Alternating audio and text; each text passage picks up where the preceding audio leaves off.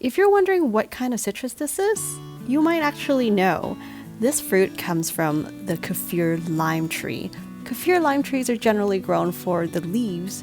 Leaves are mainly used as an herb. The popular Thai spicy sour soup called Tom Yum uses these leaves in the soup.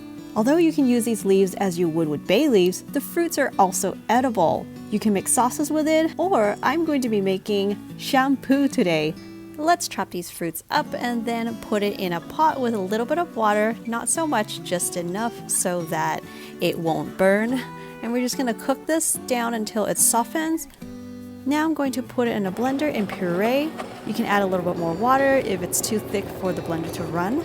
And then I'm going to strain it. It would be better to use an actual strainer rather than this nut milk bag. I'm going to extract all the liquids out, and everything in the bag is going to be composted. After straining, pour the liquid back in the pot.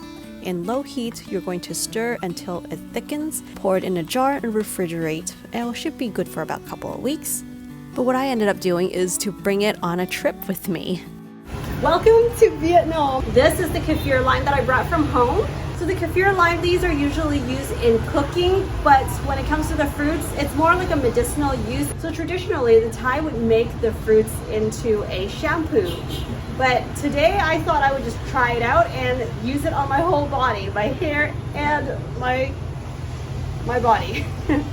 This is what it looks like, and it smells so good. It smells like a marmalade, like a cooked down lemon curd sort of a thing. It's so luscious. You can see how like smooth it glides on. My hair's been so sticky icky from this tropical weather. Okay, let's get started. Let's get started while I tell you a little bit more about the Kaffir lime tree. I think I'm supposed to wet this first. A little cold. Yeah, I'm a little wimp when it comes to the cold water. So the Kaffir lime tree can grow in containers as well as in the ground. In the tropics, they fruit year-round. In Southern California, they fruit most times of the year. It takes months for the fruits to develop after they flower. Generally, you pick the green fruits, which are unripe because they're not bitter, for cooking.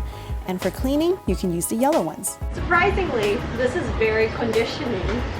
As you can see, this glides on skin like it's very deep conditioning, but it's not overly conditioning, and it's definitely not drying. Even though it's not bubbly, it still feels very clean after using.